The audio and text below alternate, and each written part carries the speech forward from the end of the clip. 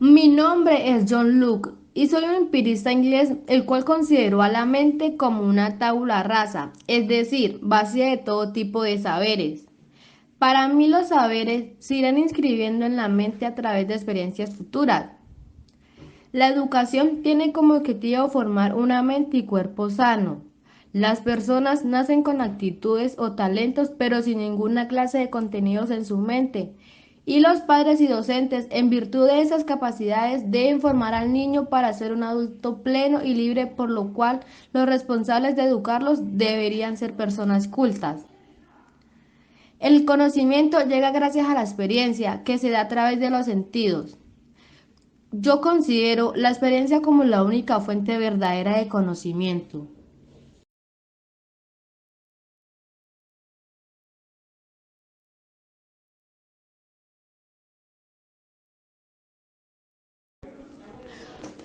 Por otro lado, está el racionalismo, el cual es un movimiento filosófico que considera la razón como principal fuente del conocimiento, estableciendo que el conocimiento humano proviene de la razón y que desde el nacimiento ya tenemos ideas innatas.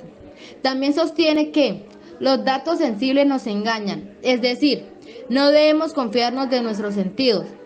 Es imposible siquiera mencionar la idea del conocimiento racionalista sin mencionar al propio creador de la escuela racionalista. Todo lo que conocemos como ideas principales del racionalismo y su aporte dentro del mundo de la filosofía se lo debemos al matemático y físico René Descartes. Mi nombre es René Descartes y pienso que es necesario que el conocimiento se obtenga a través de un método específico, lo cual favorecerá la obtención de la verdad más pura posible. En este método hay unos pasos, los cuales son los siguientes. Primero, evidencia. Este hace referencia a los elementos tan certeros que no hay forma de que se dude de estos. Luego sigue el análisis. Este tiene que ver con desgranar cada concepto en partes mucho más pequeñas, de forma que puedan estudiarse y evaluarse con detenimiento y profundidad. Siguiente a este, sigue síntesis. Este busca estructurar los conocimientos en cuestión, comenzando por los elementos menos complejos. Y por último, enumeración. Este consiste en revisar una y otra vez el trabajo realizado, tantas veces como sea posible, de manera de tener la certeza de no haber olvidado ningún elemento.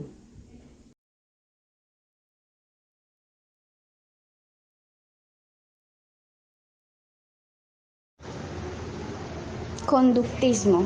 El conductismo es una rama de la psicología que trata de entender, explicar y predecir el comportamiento humano y animal en base a los estímulos presentes en su entorno. Es una forma más radical. Asume que todos los comportamientos son o bien una respuesta producida a un elemento del entorno o una consecuencia de su historia del individuo. La teoría conductista se basa en la idea de todos los comportamientos de una persona han sido aprendidos mediante un complejo sistema de refuerzos y castigos que lleva dándose desde su nacimiento. En esta teoría pueden evidenciarse dos tipos de condiciones: el condicionamiento clásico y el condicionamiento operante. El condicionamiento clásico, que ya se conoce como condicionamiento respondiente o pavloviano, fue postulado originalmente por mí, que soy el fisiólogo ruso Iván Pavlov. Esta teoría sostiene que cuando dos sucesos suelen acontecer a la vez, cada vez que aparece uno, viene el otro a la mente. Este tipo de condicionamiento, de este modo, tiene lugar en cuanto un estímulo que no genera una respuesta termina siendo vinculado por otro estímulo que en cambio ya producía tal respuesta. Así el primer estímulo finalmente comienza a desarrollar la primera respuesta. Explicado de manera extensa, diseñó el esquema del condicionamiento clásico a partir de mis observaciones, en las cuales encontramos tres: el estímulo incondicionado, la respuesta incondicionada y el estímulo neutro.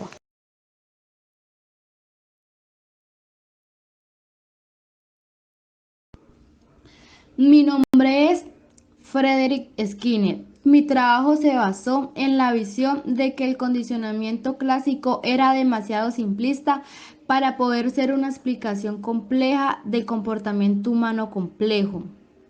Creí que la mejor manera de entender el comportamiento era observar las causas de una acción y sus consecuencias.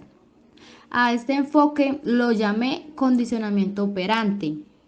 También propuse una teoría para estudiar el comportamiento humano complejo, mediante el estudio de las respuestas voluntarias mostradas por el organismo cuando se ubica en un entorno controlado. A estos dichos comportamientos los nombré respuestas operantes. También se me conoce como el padre del aprendizaje por condicionamiento operante. Basé mi teoría en la ley de efecto, descubierta por Edward Thorndike en 1905. De acuerdo con este principio, es más probable que se repita un comportamiento si éste va seguido de consecuencias agradables y menos probable que se repita si las consecuencias son desfavorables. Ahora bien, Skinner propuso su teoría sobre el condicionamiento operante a partir de la realización de varios experimentos con animales, y él les explicará un poco más sobre esto.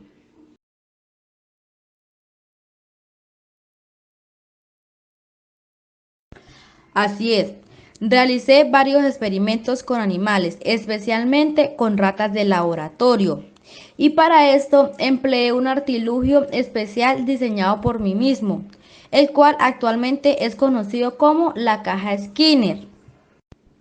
Ahora bien, les explicaré un poco más sobre el experimento. Yo coloqué una rata en una caja con la misma configuración de la anterior, pero en lugar de emplear el alambre, sometí la caja a una corriente eléctrica desagradable.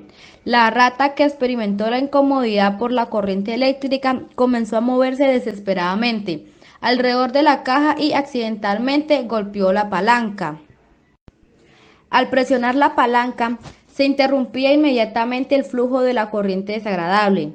Después de un par de veces, la rata se había vuelto lo suficientemente inteligente como para ir directamente a la palanca para evitar el malestar. La corriente eléctrica, en este caso, actuó como refuerzo negativo y escapar de la corriente eléctrica era la motivación para que la rata repitiera la conducta una y otra vez. En este caso también, la presión de la palanca fue respuesta operante y la interrupción completa del flujo de corriente eléctrica fue su recompensa.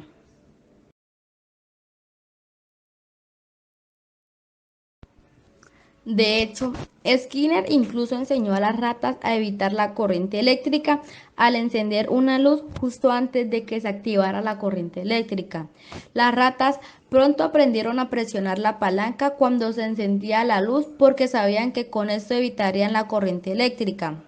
Estas dos respuestas aprendidas se conocen también como aprendizaje por condicionamiento de escape y evitación. Como resultado de esos experimentos, Skinner identificó tres tipos de respuestas, las cuales pueden seguir el comportamiento operante neutral, que es la respuesta procedente del entorno, las cuales no aumentan ni disminuyen la probabilidad que se repita un comportamiento determinado. Luego, reforzadores. Estas son las respuestas provenientes del entorno, las cuales incrementan la probabilidad de repetición de un comportamiento. Los reforzadores pueden ser tanto positivos como negativos. Y por último, castigos. Estas son respuestas del entorno, las cuales disminuyen la probabilidad que se repita un comportamiento. El castigo debilita el comportamiento.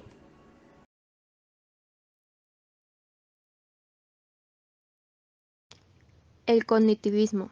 Esta teoría tiene como objetivo estudiar cómo la mente humana interpreta, procesa y almacena la información en la memoria. Es decir, esta teoría investiga cómo la mente humana piensa y aprende. Para el cognitivismo, el aprendizaje consiste en la adquisición y categorización de la nueva información, y esta información surge y proviene de la interacción por medio de los sentidos. Una vez adquirida por los sentidos, la información se organiza creando nuevos conceptos o modificando los preexistentes. Es por esto que el aprendizaje se considera un proceso activo. En este caso hablaremos de dos grandes autores y sus aportaciones. Hola, mi nombre es Brunner y considero que las personas no son sujetos pasivos en el proceso de aprendizaje. Al contrario, es un sujeto activo que procesa la información y la dota de sentido. Considero que en el proceso de aprender el ser humano intenta categorizar los sucesos y elementos de la realidad, es decir, la información del exterior es trabajada de forma activa siendo clasificada con el fin de entender la realidad. Desde mi perspectiva cognitiva, a partir de la categorización somos capaces de generar conocimiento. También añado un término muy importante, el cual es el andamiaje, el cual se refiere al apoyo temporal de los adultos hacia el niño hasta que éste sea capaz de realizar las cosas por sí solo.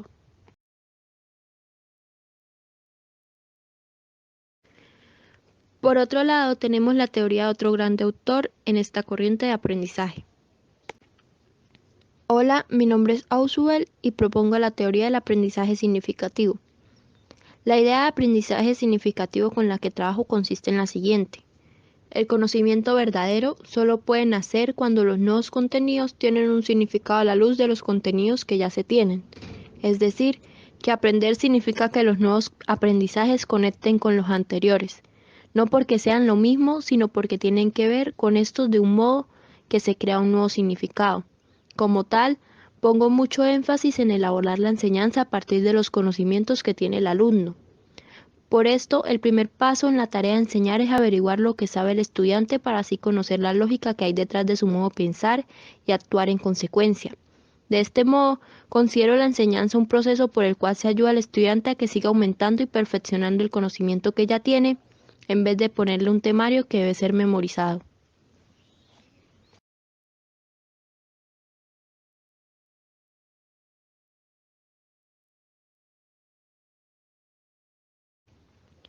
El constructivismo. El enfoque constructivista es una corriente que ve al estudiante como protagonista de su propio proceso de aprendizaje. En este sentido, el papel del docente es proporcionar a los estudiantes herramientas para que desarrollen la capacidad de aprender a construir su propio conocimiento. Para esto, el docente también debe de generar un entorno óptimo que cause en el niño un conocimiento perdurable. Hola, mi nombre es Piaget y considero que, al igual que nuestro cuerpo evoluciona rápidamente durante los años, nuestras capacidades mentales también evolucionan. Y esta evolución la explico en una serie de etapas de desarrollo cognitivo, las cuales son 1. Etapa sensoriomotora o sensiomotriz. Se trata de la primera fase en el desarrollo cognitivo y tiene lugar entre el momento del nacimiento y la aparición del lenguaje articulado en oraciones simples, es decir, hacia los 2 años de edad. Lo que define esta etapa es la obtención de conocimiento a partir de la interacción física con el entorno.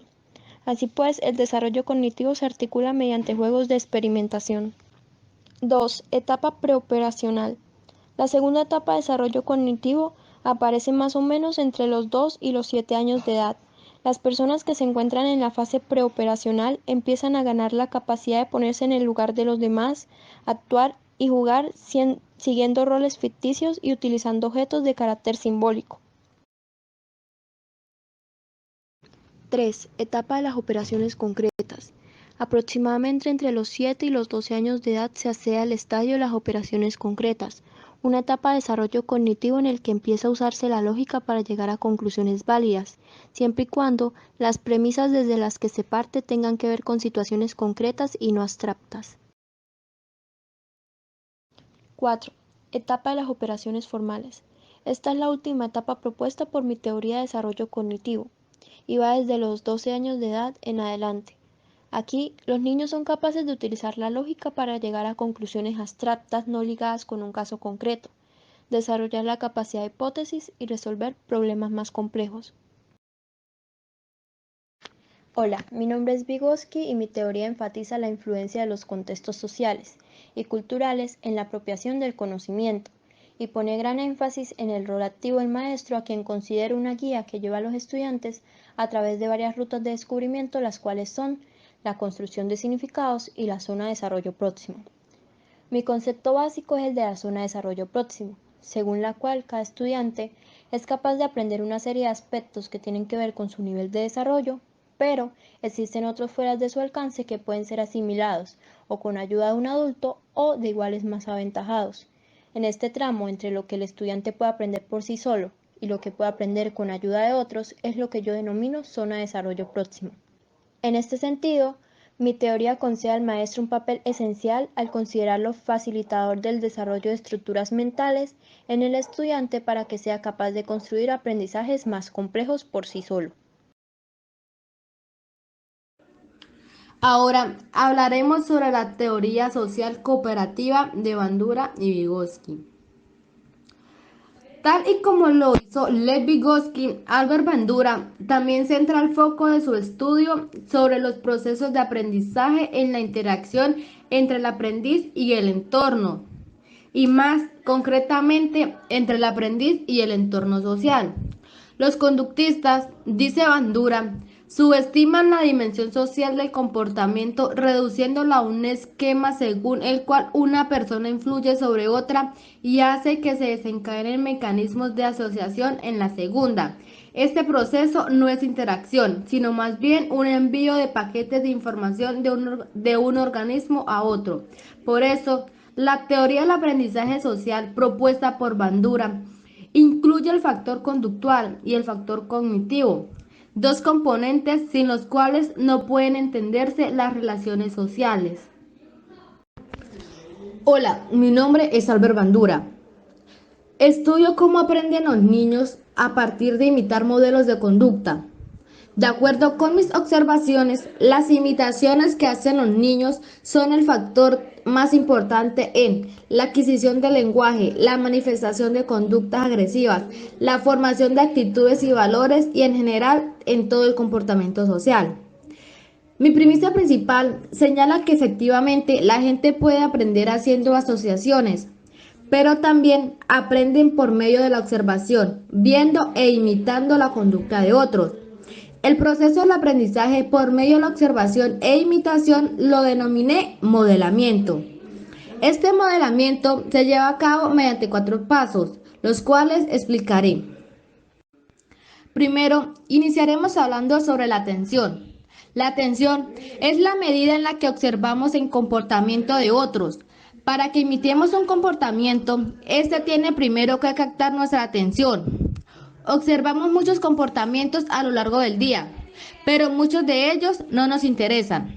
Por lo tanto, la atención es extremadamente importante para que un comportamiento tenga una influencia suficiente en otros, como para querer imitarlo. En segundo lugar, está la retención.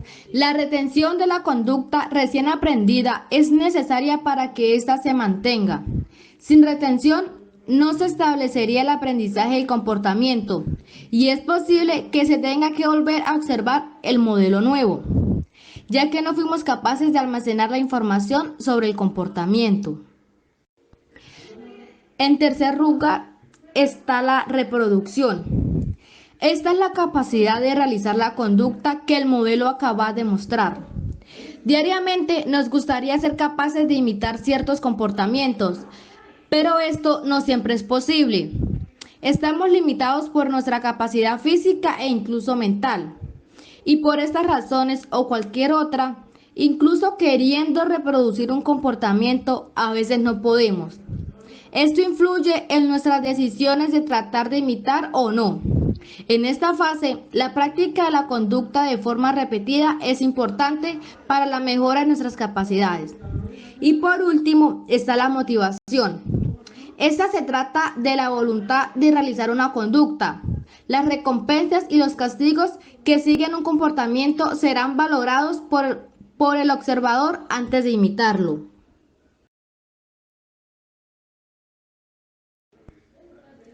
En un experimento clásico, Bandura reunió a varios niños en una habitación llena de juguetes, a los que los niños tenían libre acceso. En cierto momento, los niños podían ver una película en que un adulto golpeaba a un muñeco inflable, al mismo tiempo que gritaba frases como "muere, maldito". Enseguida, los niños fueron deliberadamente frustrados al no permitirles jugar con sus juguetes favoritos. Después fueron enviados a otra habitación con algunos pocos juguetes, entre los que se encontraban el muñeco inflable. Estos niños, a diferencia de otros que no fueron expuestos a la conducta del adulto, patearon, golpearon y le gritaron al muñeco de la misma forma que el adulto lo había hecho. Lo anterior demuestra que el entorno social es una de las fuentes de aprendizaje más importantes. El comportamiento que los niños imitan depende del comportamiento que manifieste y valore cada cultura. Teoría crítico-social de Freire. La pedagogía crítica es una orientación de la pedagogía que sostiene que la enseñanza no es un proceso neutral ni descontextualizado, y, de hecho, tampoco debería pretender serlo. Esta rama sostiene que la enseñanza debe invitar al pensamiento crítico, a cuestionarse la realidad vivida y lo aprendido en clase, pues los conocimientos impartidos, al fin y al cabo, son seleccionados por personas que no pueden escapar de su contexto sociopolítico, con sus sesgos y sus opiniones. Además de esto, la pedagogía crítica pretende ir más allá del contexto de clase. Mediante el pensamiento crítico se invita al alumnado a cuestionarse la vida que les ha tocado vivir y ver hasta qué punto pueden cambiarla por medio de la intervención política y social. En ese tipo de pedagogía, una promoción del cambio social haciendo a los alumnos partícipes de los movimientos socioculturales de su tiempo. La conceptualización de la pedagogía crítica tiene como finalidad transformar el sistema educativo tradicional en lo particular para incentivar cambios en la sociedad en general. Ahora bien, el fundador de la pedagogía crítica, al menos en lo que se refiere a su conceptualización, entendida como más definida, es el filósofo y pedagogo brasileño Paulo Freire. Hola, mi nombre es Paulo Freire y mi idea de pedagogía crítica, también denominada como libertadora, es bien contraria a la idea de educación bancaria.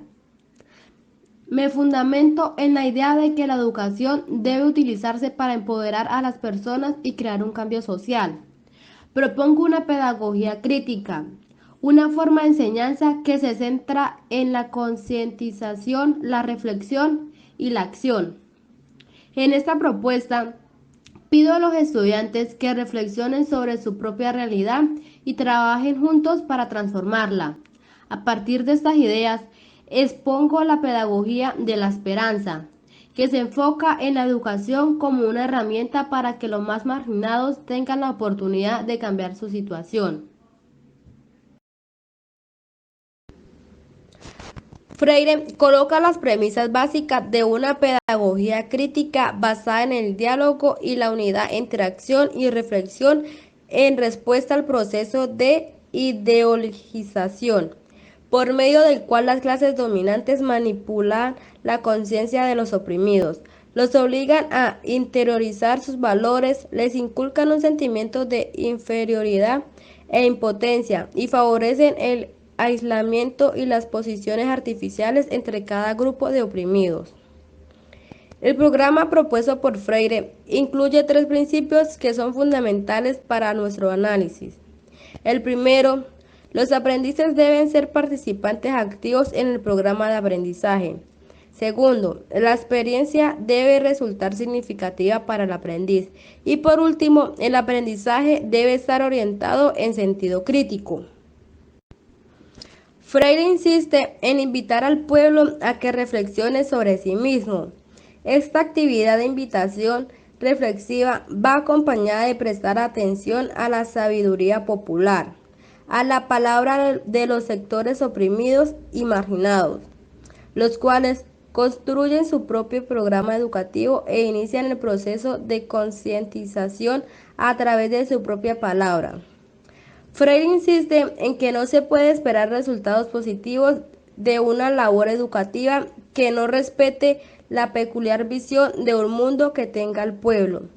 pues el programa se constituirá en una invasión cultural.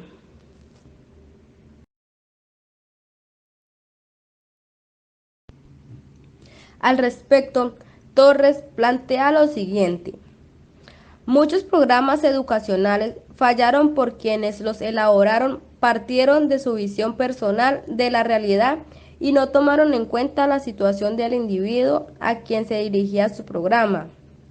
Será a partir de la situación presente, existencial, concreta, que se refleja en el conjunto de aspiraciones del pueblo, que podremos trabajar el contenido programático de la educación.